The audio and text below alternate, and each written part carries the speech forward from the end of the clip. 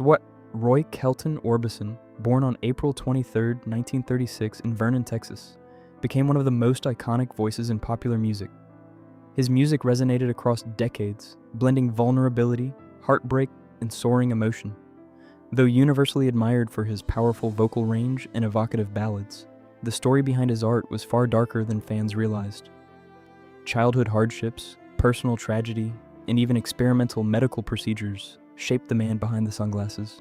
What the world celebrated as artistry was often a reflection of inner torment, a lifetime of pain transformed into music. Roy Orbison's story is one of brilliance intertwined with tragedy. Early life and musical awakening. Growing up in a working-class family during the waning years of the Great Depression, Orbison experienced hardship from an early age. Music became his refuge, providing both escape and expression. He received his first guitar at age 6 and was performing on local radio by 8. Influenced by country legends like Hank Williams, pop icons such as Bing Crosby, and the gospel-infused blues of the South, Orbison honed a style that blended genres even as a child. Moving to Wink, Texas, with his family allowed him to form his first band, the Wink Westerners, cultivating both his stage presence and songwriting skills. Early career struggles at Sun Records. Orbison's first professional step came when he signed with Sun Records in Memphis, the label that launched Elvis Presley, Johnny Cash, and Jerry Lee Lewis. His initial rockabilly singles had limited commercial success, but they provided invaluable experience. Orbison's distinct voice and songwriting ability were already emerging, though the market had yet to recognize them. During this period, he experimented with phrasing, harmonies, and emotional delivery, laying the groundwork for the Monument Records era. While others at Sun capitalized on youthful rebellion, Orbison's introspective style stood apart, foreshadowing the emotionally charged music that would later define his career. Monument Records and breakthrough success. In the early 1960s, Orbison transitioned to Monument Records, where producer Fred Foster helped shape his signature sound. Combining rock, pop, country, and classical elements, Orbison's music showcased a dramatic 3-octave vocal range. His breakthrough hit, Only the Lonely, 1960, introduced audiences to a singer capable of capturing profound emotional pain. Subsequent ballads, including Crying, Running Scared, and In Dreams, solidified his reputation as the voice of heartbreak. Orbison's music was both technically impressive and deeply human, allowing listeners to connect with themes of love, loss, and longing on a visceral level rarely achieved in contemporary rock and pop music. Oh, Pretty Woman and iconic status. The release of Oh Pretty Woman in 1964 demonstrated Orbison's versatility, blending swagger with vulnerability. The song's commercial success propelled him to international stardom and cemented his place as a pioneering force in popular music. Orbison's appearance, always dressed in black and hidden behind dark sunglasses, enhanced his mystique, creating the image of a brooding, enigmatic figure. Critics compared him to Caruso, the operatic legend, highlighting the technical mastery of his voice. Yet behind the public persona, Orbison was quietly grappling with personal challenges, masking grief and inner turmoil with the very music that made him famous. Experimental surgeries and The Voice recent research into Orbison's early medical history has uncovered that he underwent experimental sinus surgeries as a teenager to correct chronic breathing issues. Conducted during an era when medical ethics were murky, these procedures may have altered his vocal anatomy. While the result was the extraordinary range and clarity that defined his career, it also left him with chronic pain, migraines, and vocal strain. Scholars and biographers suggest that the very qualities that made Orbison unique, his ethereal, otherworldly voice, came at a significant personal cost. The brilliance of his art was inseparable from his physical suffering. Career challenges in the 1970s. After his peak in the 1960s, Orbison's popularity waned during the 1970s, though he never stopped recording. This period was marked by both creative exploration and professional struggle.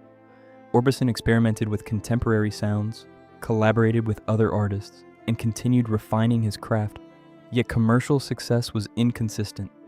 During this time, personal challenges persisted, including emotional instability and grief from earlier family tragedies. Despite setbacks, Orbison remained dedicated to music, channeling pain into his songwriting. Though less visible to the public, These years laid the foundation for his dramatic resurgence in the 1980s. Resurgence in the 1980s. The 1980s brought renewed recognition for Orbison.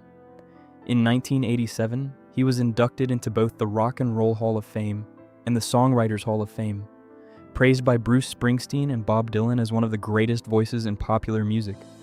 Collaborations, including the Grammy-winning duet That Loving You Feeling Again with Emile Harris, highlighted his ability to cross genres while maintaining his emotive intensity. This period reintroduced him to new audiences, affirming his influence on contemporary musicians. Yet behind the acclaim, Orbison struggled with health issues, stress, and lingering trauma, revealing a man whose public success belied private suffering.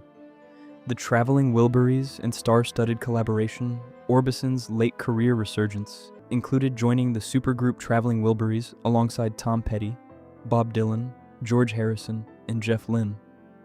Adopting the pseudonym Lefty Wilbur as a playful homage to Lefty Frizzle, Orbison contributed harmonies and songwriting that enriched the group's sound. Their debut album, Traveling Wilburys Volume 1, received critical and commercial acclaim, reviving his global profile.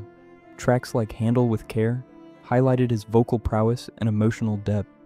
Despite these collaborative triumphs, Orbison's personal health and exhaustion persisted, underscoring that even during celebrated moments, his private struggles remained largely invisible to fans. Final recognition and lasting influence. Orbison's induction into the Rock and Roll Hall of Fame solidified his legacy. Springsteen's tribute to him as the voice of heartbreak captured the essence of his contribution to music. Orbison influenced countless artists, shaping the evolution of rock, pop, and country. Yet while accolades celebrated his talent, they could not erase the psychological and physical toll of his life experiences. The combination of personal tragedy, chronic health issues, and early medical interventions contributed to a fragile existence behind the public image. His resilience, however, ensured that his art continued to inspire long after his untimely death. The hidden cost of genius. Newly surfaced journals, medical records, and interviews reveal the depth of Orbison's hidden struggles. Chronic pain, medication dependency, and unresolved trauma colored every stage of his life. His reclusive nature and emotional vulnerability were not merely artistic affectations. They were symptoms of years of suffering. The very voice that captivated millions reflected both beauty and anguish. Orbison transformed personal suffering into universal music, giving the world songs that captured the essence of love and loss. Yet the human cost was profound, reminding us that genius is often intertwined with hardship, and public triumph may conceal private torment.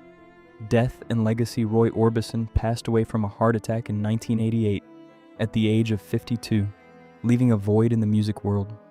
His final years, though marked by recognition and creative success, were shadowed by exhaustion, health complications, and emotional strain. Fans remember the soaring voice, the black suit, and the iconic dark glasses, yet the man behind the image endured a lifetime of hardship. The truth about Orbison's life, revealed in journals, medical documents, and family testimonies, reframes his legacy. He gave the world extraordinary music, even as he endured unimaginable personal pain, leaving a story that is as tragic as it is inspiring. Conclusion: the tragic brilliance of Roy Orbison. Roy Orbison's story is one of beauty and heartbreak, genius intertwined with suffering.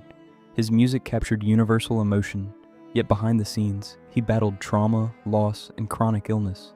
His soaring vocals, dark glasses, and mournful lyrics were not only artistic choices, they were expressions of a deeply wounded soul.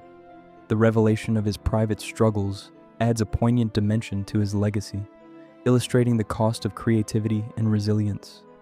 Orbison's voice endures as a testament to the power of art to transform pain into something timeless, even when the man who created it paid a heavy personal price.